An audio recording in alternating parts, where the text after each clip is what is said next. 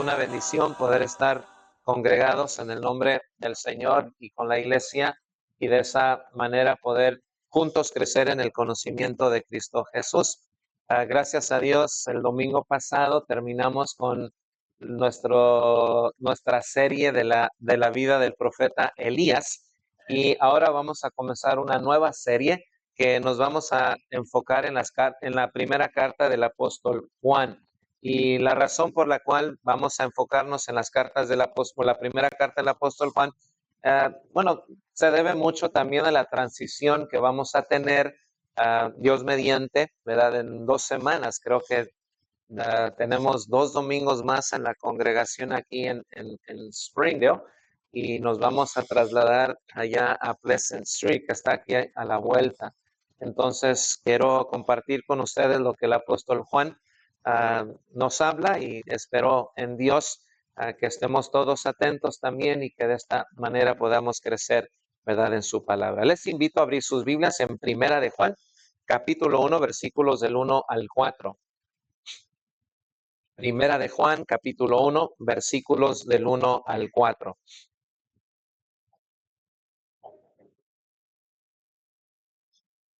Dice la palabra de Dios. Primera de Juan, capítulo 1, versículos del 1 al 4. Lo que era desde el principio, lo que hemos oído, lo que hemos visto con nuestros ojos, lo que hemos contemplado y palparon nuestras manos tocante al verbo de vida. Porque la vida fue manifestada y la hemos visto y testificamos y os anunciamos la vida eterna, la cual estaba con el Padre y se nos manifestó. Lo que hemos visto y oído, eso os anunciamos, para que también vosotros tengáis comunión con nosotros. Y nuestra comunión verdaderamente es con el Padre y con su Hijo Jesucristo. Estas cosas os escribimos para que vuestro gozo sea cumplido. Palabra de Dios. En la etapa final de su larga vida, el apóstol Juan reunió sus pensamientos, examinó el paisaje del mundo que lo rodeaba y luego se sentó con pergamino en mano y tinta para resumir sus últimas palabras a las iglesias. Y vemos nosotros que mucho había cambiado desde que había el apóstol Juan caminado con el Señor Jesús, que fue uno de los 12 originales apóstoles que estuvo con él.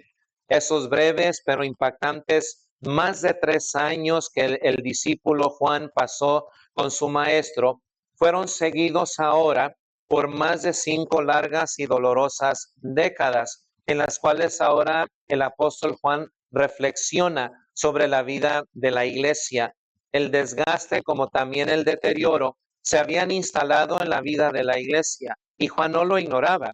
En muchos lugares la novedad de la nueva fe en Cristo había comenzado a decaer ahora que la iglesia estaba en manos de cristianos de segunda y de tercera generación. Como que se perdió algo en la segunda y la tercera generación. Un aburrimiento sutil y letárgico había reemplazado a la emoción modelada por aquellos primeros seguidores de Cristo. La emoción inicial que había en la iglesia del primer siglo se había calmado. La brillante llama de la devoción se había reducido a solo un parpadeo en la iglesia. Era un escenario como ese, donde las semillas sutiles también se aprovecharon, que es la herejía, que se sembraron fácilmente, pero también crecieron rápidamente en la vida de la iglesia por, ¿verdad?, este ambiente letárgico que había embargado a la vida de la iglesia. Las sectas religiosas se alimentaron de iglesias complacientes, donde la indiferencia aburrida reemplaza el entusiasmo dinámico que una vez había dentro de la iglesia.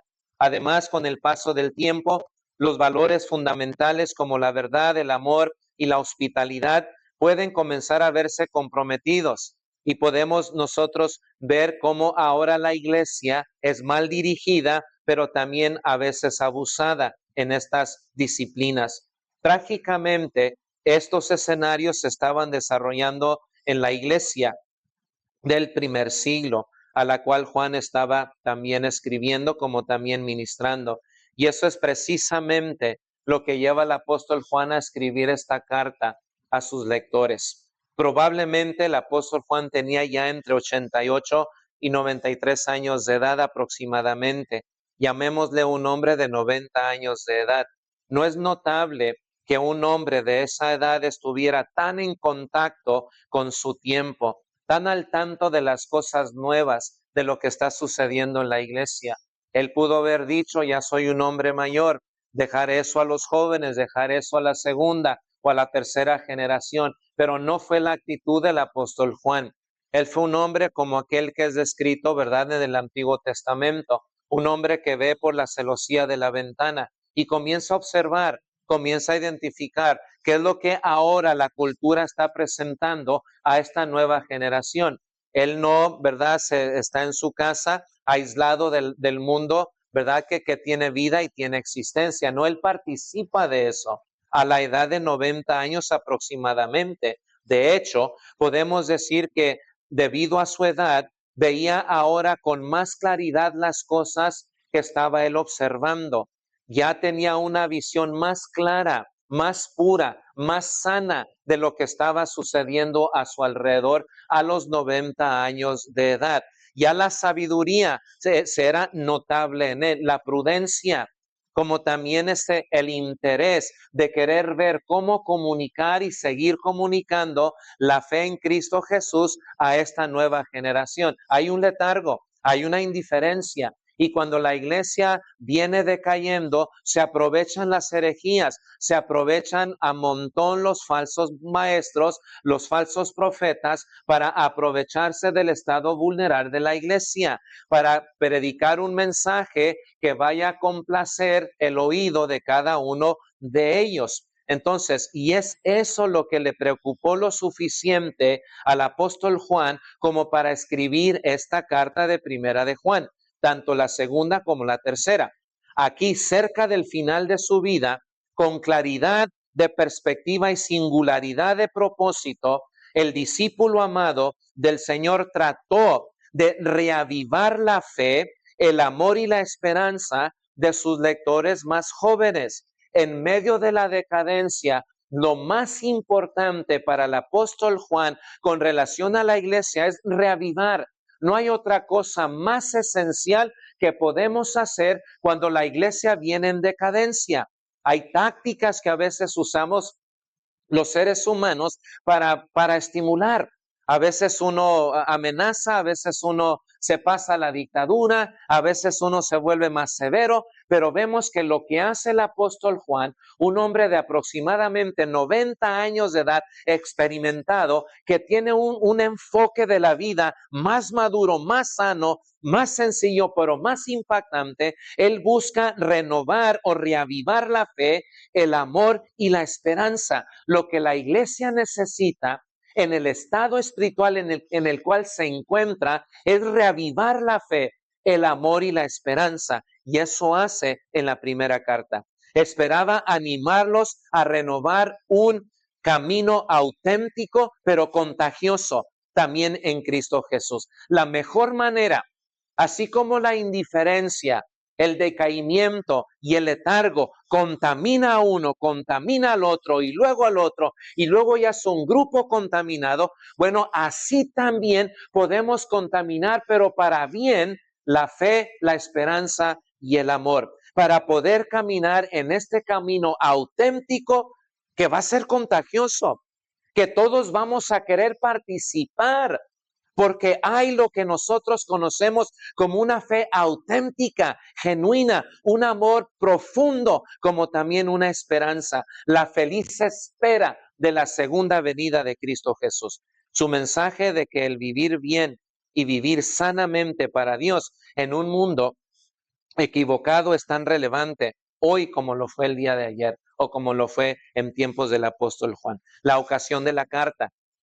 En su primera epístola, el apóstol Juan presenta una visión sencilla y sin complicaciones del bien y del mal. No busca el apóstol Juan de alguna manera ser un poco difícil, sino ser sencillo y simple para que la iglesia entienda y pueda tomar cartas en el asunto. Cristo contra los anticristos, de eso habla. La luz contra las tinieblas. La verdad contra la falsedad. La justicia contra el pecado. El amor al Padre contra el amor al mundo. El Espíritu de Dios contra el espíritu del mundo. Los hijos de Dios y los hijos de Satanás. De esta manera el apóstol Juan vuelve a trazar líneas que habían comenzado a desvanecerse en las mentes de sus lectores. ¿Qué hace Juan? Las vuelve a marcar. Se están desvaneciendo. Ya no se puede observar una diferencia entre lo santo y lo profano. ¿Qué hace Juan? Vuelve a marcar la línea, la vuelve a pintar para que se pueda ver una diferencia clara, una separación entre el bien y entre el mal. Porque si las líneas se están desvaneciendo y aparecen, entonces va a haber una mezcla. Y lo que hace la mezcla va a causar un desánimo. Y cuando hay desánimo, hay gente siempre que se va a aprovechar de la vida de las personas. Y les va a decir lo que quieren escuchar y no los van a exhortar. Les van a permitir estar a gusto y en paz en sus pecados y jamás van a hablar en contra del mal. Entonces Juan dice, no puedo yo permitir esto. Debido a la comunión que tengo con el Padre a través del Hijo, bajo la influencia del Espíritu Santo, Él es movido nuevamente a marcar esas líneas para que la iglesia reconozca que sí hay una diferencia entre los hijos de luz y los hijos de las tinieblas, entre Cristo y los anticristos, entre la luz y las tinieblas, entre la verdad y la falsedad. Sin embargo, la posición firme y desafiante del apóstol sobre la verdad no descuida el amor.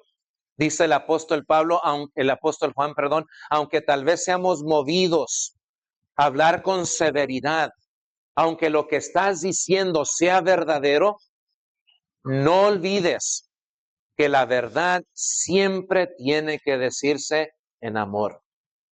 Uno diría, ¿cómo decirlo en amor si mira cómo estamos viviendo? No hay que decir la verdad, pero decirlo siempre en amor. Vienen en mi mente las palabras del apóstol Pablo cuando dice, el que piensa que está firme, nomás mire que no caiga. Aquel que se considera de este grupo firme y que a veces tiende a juzgar al otro grupo que no es tan firme, nomás mira que no vayas a qué, que no vayas a caer. Y luego viene a nuestra mente también como dice el Señor Jesucristo, miren, con la vara con que medís, con esa vas a hacer qué, con esa vas a ser medido. Por eso siempre hay que decir la verdad, pero decirlo siempre en amor. Que el vehículo que nos conduce a hablar la verdad sea siempre el amor. No ver almas decaídas y venir a destruirlas por completo, no. Si las vemos destruidas, hay que levantarlas. Hay que decir la verdad.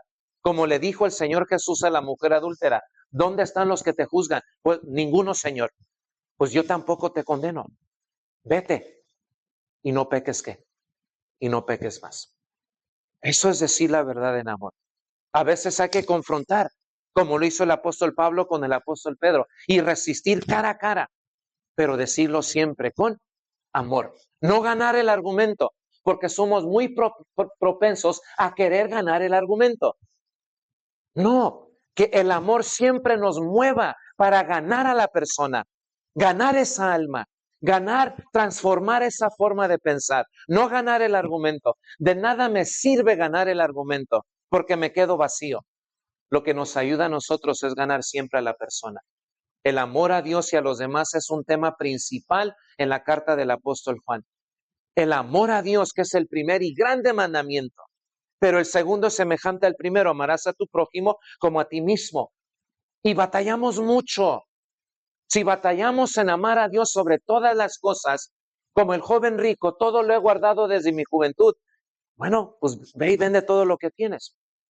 Pero luego nos vamos tristes en nuestro camino. El apóstol Juan sabe a su edad, la iglesia va a batallar con su amor para con Dios. Va a batallar. Pero también la iglesia va a batallar entre su amor los unos para con los otros. El ejemplo de Juan fue el nacimiento de la iglesia del primer siglo. Un nacimiento puro, donde surgieron aguas frescas, cristalinas, que satisfacieron la sed de mucha gente. Pero con el caminar de los tiempos viene otra generación que no aprecia la comunión que se obtiene con Dios por medio de Cristo y viene ese decaimiento. Por eso la importancia de amar a Dios sobre todas las cosas, como amarnos también los unos a los otros, y cómo ha hecho estragos en la vida congregacional la falta de amor entre nosotros. Por lo tanto, su primera epístola enseña que si bien es importante reconocer las líneas entre la verdad y el error, siempre debe hacerse con un espíritu de amor, siempre y en todo momento. De inmediato informó a su audiencia de la razón por la cual Juan les escribe la carta. No se los oculta, él les dice por qué escribe, para que ustedes también tengan comunión con nosotros. Primera de Juan capítulo 1 versículos 3 y 4. Para que tengan comunión con nosotros. Y en verdad nuestra comunión es con el Padre y con su Hijo Jesucristo, para que nuestro gozo sea cumplido, dice el apóstol Juan. También añadió dos propósitos más para escribir, no solamente para que ustedes tengan comunión con nosotros los apóstoles, pero también les escribe para que no pequéis. Hijitos, yo les he escrito a vosotros para que no pequéis, que también había ese pensamiento de que el creyente no peca.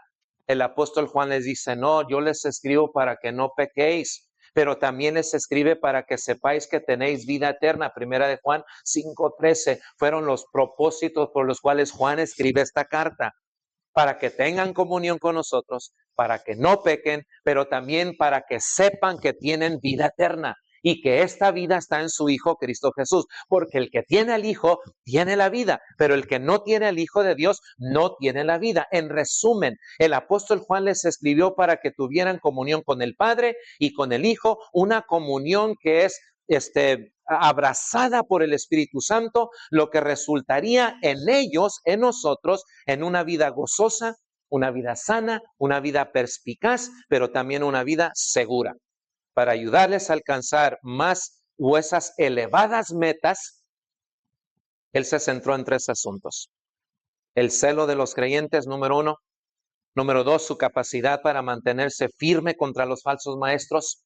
Y número tres, la seguridad que podían tener con respecto a la vida eterna, de que no estén en duda de su salvación en Cristo, que tengan seguridad con respecto a la vida eterna. Les escribe a creyentes que estaban luchando con el desánimo, ya sea debido a sus propios fracasos pecaminosos, debido a los falsos maestros que les decían que todo estaba bien, o a la presencia de estos falsos maestros, ya sea el pecado de ellos o también, ¿verdad?, el ánimo que recibían de los falsos maestros. El anciano apóstol esperaba encender el celo de sus creyentes para que pudieran seguir al Señor más de cerca y mantenerse firme contra aquellos que tenían la intención de sembrar discordia en la iglesia del Señor Jesús.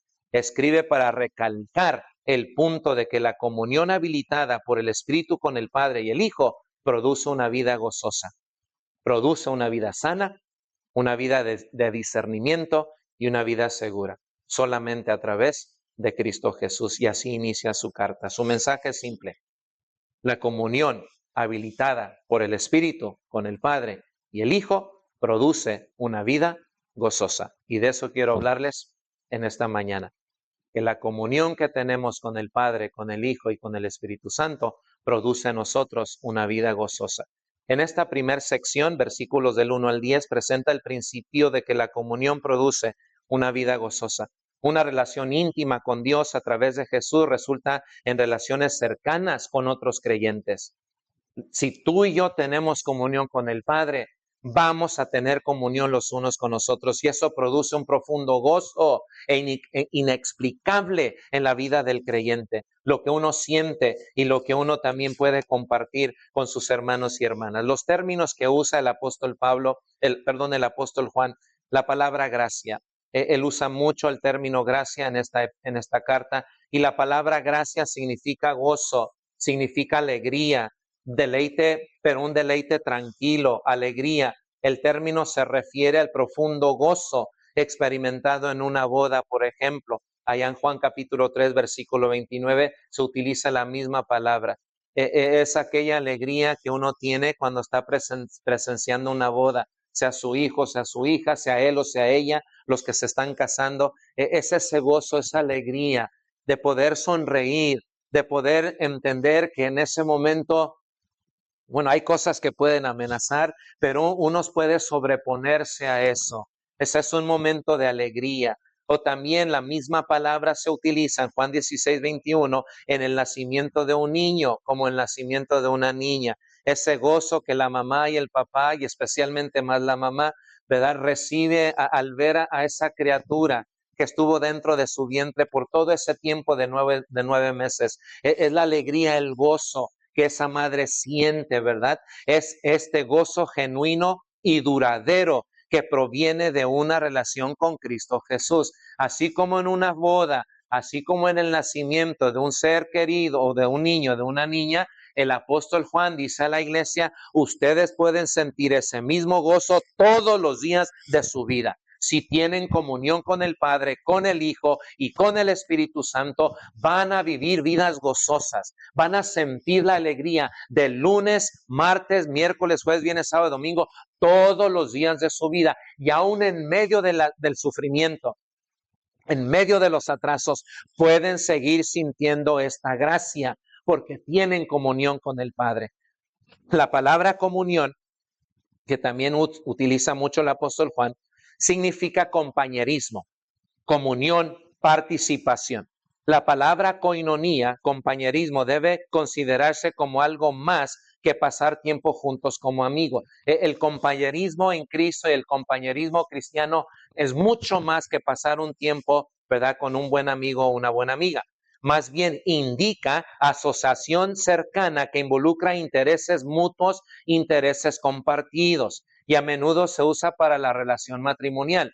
La relación matrimonial, ahí hay comunión porque hay buenos intereses saludables, intereses ricos que uno puede experimentar en esa relación. Bueno, en la relación con Cristo, en la relación con Dios, en la relación con el Espíritu Santo, nuestra comunión es una comunicación, es una comunión, ¿verdad?, que expresa la relación que nosotros podemos tener unos para con otros. La coinonía cristiana comienza con la unión espiritual del creyente con Dios, la cual a su vez resulta en comunión unos con otros, o sea, con los santos en Cristo Jesús, porque tenemos en comunión muchas cosas. El apóstol Pablo, los hermanos de Éfeso, dice que tenemos una fe, un bautismo, un Señor, y tantas cosas que menciona el apóstol, que somos uno, somos tantas cosas que tú y yo tenemos en común como hermanos.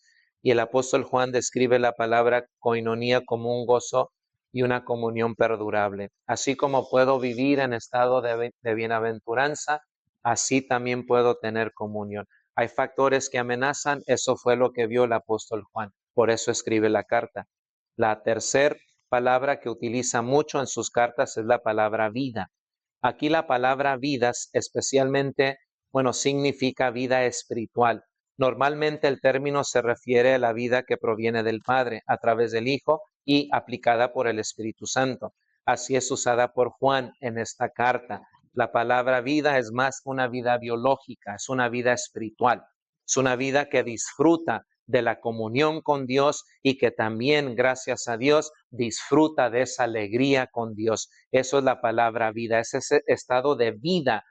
Cuando Dios dice que nos ha dado vida eterna, es una vida eterna de comunión y es una vida eterna de alegría. Por eso Juan diría, ¿por qué están tristes? No tienen motivo para estar tristes, porque no tienen comunión los unos con los otros. Entonces todo eso está en la mente y el corazón del apóstol, y él escribe para que tengamos nosotros también esta gracia, esta comunión y esta vida. Y el primer verbo utilizado por el apóstol Juan está en el versículo 3. Fíjense, lo que hemos visto y oído, eso os anunciamos. Ahí está el verbo, eso os anunciamos. En el versículo 1 dice lo que era desde qué, lo que era desde el principio. La palabra principio es utilizada por el apóstol Juan de dos maneras. Una puede ser utilizada por lo que nos dice Moisés en el libro de Génesis, donde de la oscuridad y las tinieblas Dios trae luz en ese principio. Pero también puede ser utilizado ya según Juan capítulo 1, versículo 1, que en el principio era el verbo y el verbo era con Dios. Entonces, la palabra principio involucra tanto en ambos pasajes la palabra de Dios hablada para traer existencia, para traer en medio del caos, traer orden en el principio. Y Juan utiliza esta expresión para decir que lo que era desde el principio, el orden, la luz, la esperanza que ha sido desde el principio, lo que hemos oído, lo que hemos visto con nuestros ojos, lo que hemos contemplado y palparon nuestras manos tocante al verbo de vida, ese es el testimonio de Él. Es lo que Él quiere comunicar, o como dice en el versículo 3, es lo que nosotros les anunciamos. Nadie nos ha contado, no lo hemos leído. Al contrario, nosotros lo hemos visto, nosotros lo hemos escuchado. Nuestras manos han tocado, palpado tocante al verbo de vida. Nosotros estuvimos allí. Nosotros vimos todas sus obras maravillosas. Y nuestra conclusión, que es desde el principio, el apóstol Pablo nos dice que por él fueron creadas todas las cosas, las que hay en el cielo, en la tierra y debajo de la tierra. Todo fue creado por medio de él. Y aunque para nosotras sea un misterio la preexistencia de Cristo Jesús, que Él era desde el principio con el Padre y que Él es Dios y que Él vino y tomó una forma humana y habitó entre nosotros, eso es maravilloso. Eso es algo que no podemos nosotros ocultar, porque lo vimos, lo escuchamos, lo tocamos. Y en cuanto al discípulo amado, él se recostó de Jesús. La cercanía más próxima al verbo de vida. Eso es lo que les comunico. No les voy a decir lo que hizo Mateo, lo que hizo Juan el Bautista. No les voy a decir de las palabras que dijo a Pilato o cualquiera de los gobernadores de aquel tiempo. Les voy a hablar lo que nosotros hemos visto, oído y palpado tocante al verbo de vida. El apóstol Juan se refiere a su tema como lo que era desde el principio. Y él conecta todas estas conexiones doctrinales. Y el sujeto de su proclamación es el verbo de vida, la fuente eterna y creadora de todas las cosas visibles e invisibles. Eso es lo que nosotros les anunciamos. Con estos antecedentes, el apóstol Juan añade en su carta que él y los demás discípulos habían mirado y habían tocado al Dios encarnado durante todo su ministerio terrenal. Inclusive, aún estuvieron con él después de su resurrección por 40 días escuchando al Cristo resucitado de entre los muertos. Lo que era desde el principio. Eso es lo que nosotros les comunicamos. El término mirar transmite más atención que mera observación. Significa tener una mirada intencionada o percibir más allá de lo que simplemente se ve con el ojo. Es mirar, pero detenidamente. Es observarlo de pies a cabeza. Es mirarlo cuando sale, cuando viene, cómo se conduce entre las masas, cómo reacciona ante la hostilidad de los otros líderes, cómo se conduce entre sus enemigos, cómo trata a las mujeres, cómo trata a los niños. Nunca cae ante la presión. Nunca le oímos hablar mal de ninguna persona.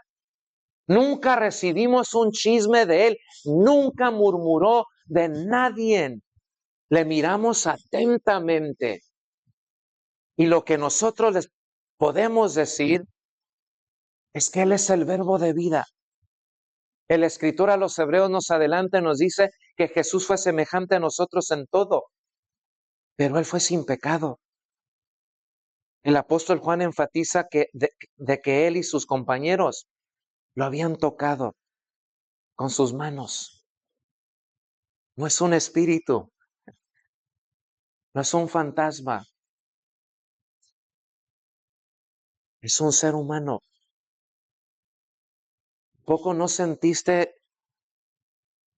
sus manos cuando nos lavó los pies? Dirían entre ellos, discípulos. Era un ser humano semejante a nosotros. Cuando lloró sobre Jerusalén, era un ser humano. Es el verbo de vida. Es el que vino del cielo y que se encarnó y habitó entre nosotros y vimos su gloria. Gloria como la del unigénito del Padre, lleno de gracia y de verdad. Había algunos, se les llamaban docetistas. La palabra doqueo significa parecer o parecerse así.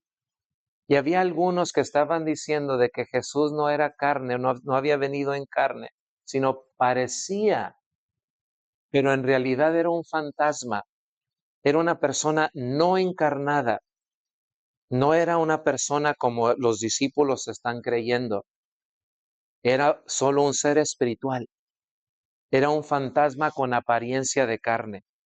La insistencia del apóstol Juan de que el Hijo de Dios se hizo carne en Juan capítulo 1, versículo 14, iría en contra de los primeros herejes del cristianismo. Dice, no, Él se manifestó. El verbo de vida se manifestó en la carne. La vida, la fuente misma de la vida eterna, se manifestó. Esto es increíble. O sea, nuestro concepto teológico del creador de todas las cosas va más allá de nuestra comprensión humana, no la entendemos. Pero cuando le vimos a Jesús, aquel Dios encarnado, vimos su gloria, gloria como la del unigénito del Padre, lleno de gracia y de verdad. Es lo que vimos nosotros. Fuimos testigos de sus milagros que corroboraban con toda su esencia de que el reino de Dios ya había llegado y está entre nosotros y que el rey vino a manifestarse, a darse a conocer con poder y con autoridad sobre los espíritus malignos, sobre los demonios, sobre ejércitos. El Hijo de Dios vino para darse a conocer como el Hijo de Dios, el enviado del Padre. La vida fue manifestada y nosotros somos testigos de eso. Él es el pan de vida. Él es la resurrección y la vida. Él es el camino, la verdad y la vida. Con Él, Padre, está la vida y con el Hijo también está la vida y se nos manifestó a nosotros. Y todo lo que hemos visto y oído, eso es lo que nosotros a ustedes les anunciamos y les predicamos. Versículo 3, para terminar. Lo que hemos visto y oído, eso os anunciamos, para que también vosotros tengáis comunión con nosotros. Y nuestra comunión verdaderamente es con el Padre y con su Hijo Jesucristo. Juan desentraña esa profunda verdad cuando declara el doble propósito de su proclamación, la palabra de vida. Y en primer lugar, la proclamación de Juan sobre la palabra de vida debe resultar, dice Juan, en una verdadera comunión. Para el apóstol Juan, el resultado de todo esto es tener una verdadera comunión. La palabra comunión, vuelvo a decir, y creo que se estaba debilitando en las mentes de la mayoría de los cristianos, se estaba debilitando la comunión. Aquí, así como se debilita hoy, se debilita la comunión, ¿verdad que sí? Se debilita por varios factores, se debilita. Ya no hay comunión, cualquiera que sean los factores, ya no existe esa comunión. Y a veces se nos hacen fácil hacer cosas para no promover aquello que debe de existir. Con demasiada frecuencia, compañerismo significa a veces la hora del café, o charlar en el salón, o salir con amigos. Ninguna de esas cosas se acerca siquiera al tipo de relación que el apóstol Juan tiene en mente. La palabra coinonía, vuelvo a repetir, tal como lo usaban los cristianos del primer siglo, implica una participación íntima y mutua en una vida compartida, que es la vida de Cristo. Llamémosle comunión, es el resultado de una profunda unión espiritual entre Dios y el creyente. así como entre hermanos y entre hermanas. Y el segundo propósito, dice el versículo 4, estas cosas os escribimos para que vuestro gozo sea cumplido. Es la proclamación del Evangelio de Juan concerniente a la palabra de vida. Debe resultar en un gozo completo, real y sincero entre la iglesia. Y así como también la palabra comunión ha sufrido de cierta ligereza, también lo ha hecho el término gozo.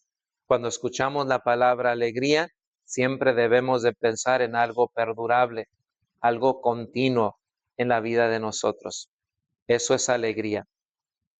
Sentirlo, gozarlo y disfrutarlo hoy, mañana y los días que Dios nos dé de existencia. El gozo, en otras palabras, es la respuesta y la reacción del alma que tiene comunión con el Padre, con el Hijo y con el Espíritu Santo. Por eso les escribo, dice él. Por eso les anunciamos, para que tengan comunión con nosotros. Y nuestra comunión verdaderamente es con el Padre y con su Hijo Jesucristo. Que sea una comunión perdurable, pero también para que vuestro gozo sea cumplido, que disfruten, que estén contentos, alegres. Tenemos comunión con el Padre gracias al Hijo, movidos por el Espíritu Santo, pero también tener comunión unos con otros. Una respuesta práctica a un prólogo profundo. Desde el primer momento nosotros, los discípulos, pusimos nuestros ojos en Él, nos diría el apóstol Juan, asimilándolo todo lo que en Él vimos, oyendo con nuestros propios oídos, viendo con nuestros propios ojos, mirándolo, estudiándolo a lo largo de los años. De hecho, al tocarlo con nuestras manos, vivimos todo suceder ante nuestros propios ojos. La vida se nos manifestó y es la vida de Cristo Jesús. Y ese es el objetivo. Nuestra comunión en verdad entre nosotros será fuerte y firme cuando nuestra comunión es fuerte y firme con el Padre, con el Hijo y con el Espíritu Santo. Por eso les escribe, dice Juan, para que tengan comunión con nosotros. ¿Por qué con nosotros? Porque la iglesia está fundada sobre los apóstoles y los profetas, con ellos. ¿Por qué con ellos? Porque hay una línea entre los verdaderos y los falsos, entre la luz y las tinieblas. Y si ustedes quieren tener comunión con nosotros, qué firmeza, ¿verdad? Qué firmeza. ¿Quién da esa firmeza para hablar con esa seguridad? Comunión con el Padre. Lo que va a decir a continuación en los próximos capítulos es fabuloso. Es glorioso lo que él dice, pero lo dice porque tiene una comunión con el Padre. Por eso van a tener comunión con nosotros. Y nuestra comunión no es con ellos, no es con el príncipe de este siglo. Nuestra comunión es con el Padre. Nuestra comunión es con el Hijo. Nuestra comunión es con el Espíritu Santo. Por eso tengan comunión con nosotros. Cuando ustedes en verdad conocen lo que era desde el principio y todo lo que nosotros los hemos escrito, lo han visto nuestros ojos, lo han oído nuestros oídos y nuestras manos han palpado al verbo de vida. Todo nosotros lo miramos detenidamente. No les presentamos nosotros un Cristo que no ha sido encarnado, todo lo contrario. Todo espíritu que confiesa que Jesucristo no ha venido en carne, ese tiene el espíritu del anticristo. Pero nosotros que confesamos que Jesucristo ha venido en carne, nosotros tenemos comunión con Él. Y nosotros queremos que ustedes también tengan comunión con nosotros. Pero también les escribimos para que vuestro gozo sea cumplido, para que vivamos vidas alegres y contentas. Así como en una boda, así como cuando nace un niño, ustedes puedan estar siempre gozosos. Diría el apóstol Pablo a los hermanos de Tesalónica, orad sin cesar, dad gracias en todo. Bueno, creo que me brinqué ahí algo, ¿verdad? Porque esta es la voluntad para con vosotros en Cristo. Está siempre, ya lo tuve que cantar primero, está siempre gozosos, es la invitación. Yo sé que a veces es difícil. A veces uno está triste. Y a veces es por el pecado. A veces uno está triste por los problemas matrimoniales, conyugales. A veces uno está triste por la economía, porque no tiene. Y a veces uno no percibe tener esa comunión. Pero el apóstol Juan nos diría, no, iglesia, cultiven esa comunión con el Padre. Cultiven. Si ustedes nos preguntan si Dios puede sacar o si Cristo puede sacar luz de las tinieblas, nosotros lo vimos. Si Jesús puede sanar, nosotros lo vimos. Si Jesús puede decir, vete, tus pecados te son perdonados, nosotros lo escuchamos. Aún en la enfermedad, Jesús tiene poder. Les anunciamos lo que hemos visto y lo que hemos oído. Eso es lo que les comunicamos, para que tengan comunión con nosotros y para que vuestro gozo sea cumplido. Entonces, ¿le damos carta de repudio a la tristeza? Sí, ¿verdad? Carta de repudio, bye bye. Y encontrar gozo. Y el verdadero gozo está con nosotros. ¿Lo podemos decir? Está con nosotros. ¿Quiénes somos nosotros? Los que seguimos las enseñanzas de los apóstoles. Los que queremos permanecer firmes y fieles en Cristo Jesús. Pero ¿qué tuvo que hacer Juan? Marcar la raya, pintarla nuevamente. Solamente así tendrán comunión con nosotros. Y vuestro gozo va a ser ¿qué? Va a ser cumplido. Vamos a estar de pie, vamos a cantar un himno de invitación.